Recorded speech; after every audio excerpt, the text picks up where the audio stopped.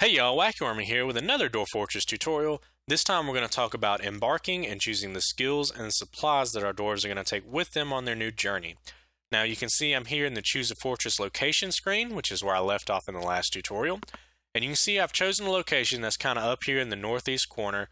Seems like it'd be pretty cold, but in fact it is very moderate in terms of the surroundings, and it is chock full of resources.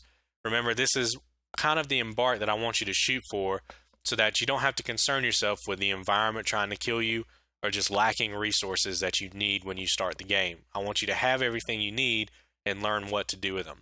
So once we've selected a location, I'm going to hit E to embark. It's going to give me a little warning because I'm near the ocean and it thinks I'm near salt water. I'm pretty sure that river is going to be fresh. I hope so anyways. Either way, I'm going to go ahead and embark here. Now that's going to bring us to the prepare for the journey screen, which is where we can choose how heavy of a hand we take and selecting those skills and supplies that our dwarves are taking with them. Our first option here is Play Now, where the Dwarf Fortress game itself is going to decide what we take with us. We can prepare for the journey carefully, which is where we have full control over the skills and supplies we're taking with us. And then below that are a bunch of profiles that are included with the Lazy Noob pack, where other people, more experienced people, have decided or set up good embarking strategies.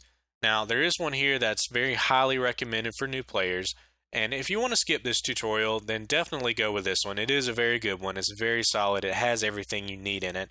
But I feel like it's not only important for you to have what you need, but for you to know what you have. So I'm going to go here to prepare for the journey carefully. Now that drops us into this screen where we can select the skills that our dwarves are going to embark with. On the top left-hand corner of this screen, we have a list of our 7 dwarves. Just to the right of that, we have a column of 10s here, and these are the amount of skill levels that we can assign to each dwarf. So each dwarf can have a total of 10 skill levels allocated however we want over this entire list here. It is important to know that as we allocate skills out of this list onto our dwarves, we're going to be using up a resource. We're doing a point buy method here. We start out with 400 points, and as we allocate skills to those dwarves, we're going to be using up those points. In fact, the number of points we use is equal to the lower of the 2 values we're moving between. So if I increase this from 5 to 6, then I'm going to pay 5 points to do so. If I decrease it from 6 to 5, I'm going to get 5 points back. So it's always the lower of the 2 numbers you're going between. You can change what skill you're looking at using the up and down arrow keys. You can change the skill level of that skill with the plus and minus key. Now, there are several thought processes in terms of what skills you should select here for embarking with, and I'm going to go over each of those. The first is that you should select skills that your dwarves are going to use immediately when they embark. These are the jobs that you're going to assign them to start doing right out the gate. These are things like mining, wood cutting, carpentry, masonry, coming on down a little bit further here, maybe some stone crafting and wood crafting. Even further down, fisherman, growing, so this is your farmer, herbalist, brewer, cook. Those are kind of the main things your dwarves are going to be doing right out the gate, and they're sort of the basis for the engine that your fortress is going to run on. You've got to produce wood goods, you got to produce stone goods, which does include things like furniture, doors, tables, chairs, all that kind of stuff. You've got to be able to grow plants. You've got to be able to turn those plants into either alcohol or food. So these are all the things that are very highly important for your fortress to run. Now, the second thought process is that if we do the first thought process, if we choose all of these things that we're going to be doing right out the gate, then we're really kind of doubling down on those skills. If we're going to be mining right out the gate, we're going to be gaining skill in mining anyways. And that could mean a waste or a very inefficient way of allocating these skills. So the second thought process is that we want to allocate skills here that maybe we don't need right away, but when we do need them, we want them to be skilled at it. We don't want them to have to train to get to a good skill level.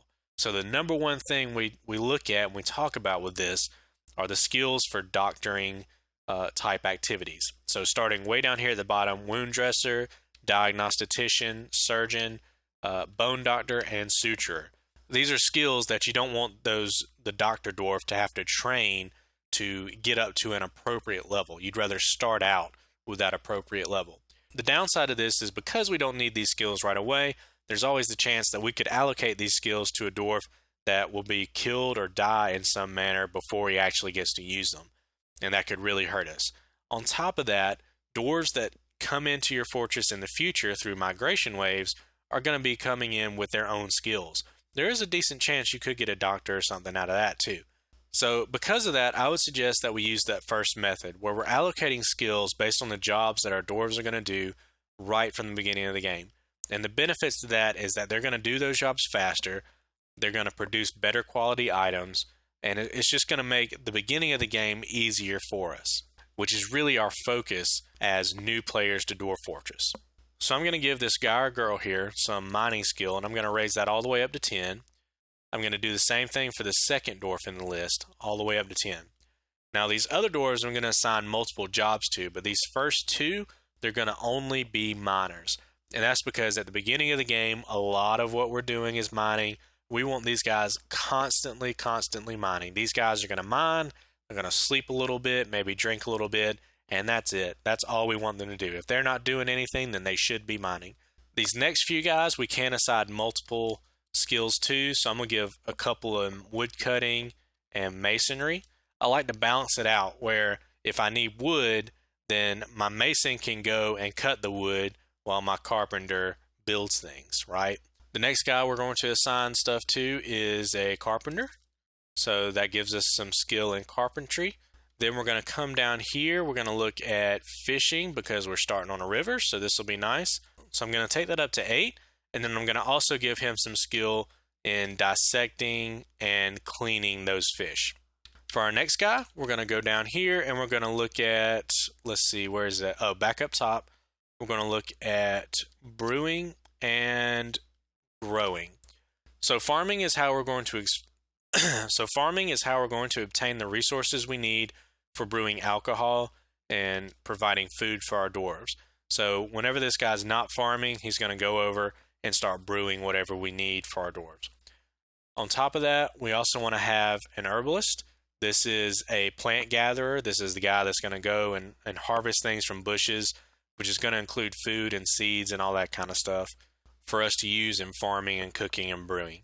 And those are all the skills I'm going to allocate to our dwarves. I want to keep a healthy number of points here where I have a lot of freedom in choosing the items and the livestock that we start the game out with. Now, you can come back to this screen, so don't think it's final or anything. You can definitely move back and forth between the items and livestock and skill screens. So we're going to hit tab, and that's going to take us to the items and livestock screen. So we have items over here on the left and livestock over here on the right. Dwarf Fortress gives us a pretty good selection of items to start out with. So I'm going to jump over to the livestock screen, and we're going to look at this for a second. My suggestion for livestock is to choose egg-laying birds.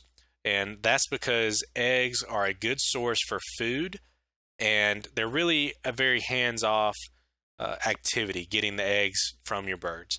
You have a little construction stuff you need to do for it, but it's a very simple and easy way to do those things. So I come down here and I'm going to go to the second page, and we're going to get a turkey gobbler, a turkey hen. We'll go ahead and take like 3 turkey hens. We can take a peacock and 3 pea hens, and I think that's pretty solid. The next thing I want to select are some dogs and cats. Now, cats are going to explore our fortress, and they're going to keep our vermin levels down. So they're pretty important. It's important to have them. I'm going to take 3 female cats and 1 male cat. I'm going to come up here to dogs. I want to take at least 1 male dog, a few female dogs, and then I'm also going to go ahead and grab a hunting dog and a war dog. The sex for those really doesn't matter very much, but with these other ones, it's important to take a breeding pair at the very least so that you can keep producing cats and dogs and all that kind of stuff. So if you'll notice down here at the bottom, I have 8 points left over. We can hop back over here to the item screen. Now, there's a few different thought processes here as well. Number 1, many more advanced people choose not to embark with an anvil. What they do is they kind of build up their fortress a little bit, and then at some point they trade with another civilization and obtain an anvil. That's more of an advanced strategy, and anvil is absolutely required to get into metalworking. So I would highly suggest, and it's highly suggested across forums and wikis and everything, that you take an anvil with you as a new player. It's just much easier that way. We're also going to be starting with some copper picks, some copper battle axes. Honestly, we could take those battle axes out because it's probably going to be a while before you start doing military stuff. It would earn you a lot of points. You can see the number in the brackets over here is how many we're taking with us. The number over here is how many points it costs. You could definitely earn a lot of points by removing those copper battle axes. I'm going to hang on to them, and I'm going to keep most of this the same.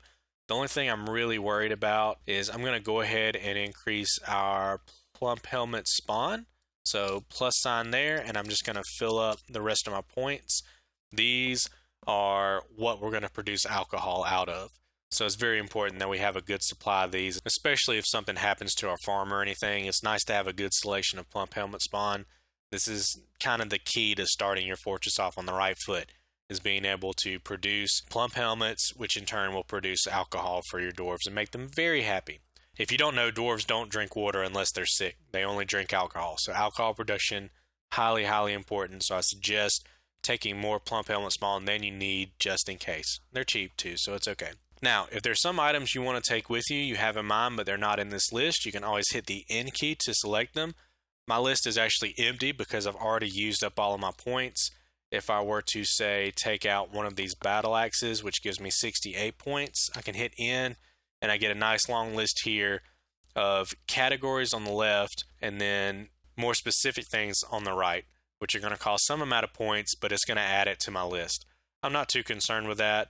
I'm going to go ahead and add that battle axe back in, and I'm ready to embark. So I'm going to hit E to embark, and it's going to give me a little intro. I'm going to hit enter, and we're actually in the Dwarf Fortress game. One of the first things I like to do is to go ahead and hit space to pause the game, and we can kind of move around with the arrow keys and see what all we got here, what we're starting with, what sort of resources are out there, maybe see if there's any animals or anything that catch our eye.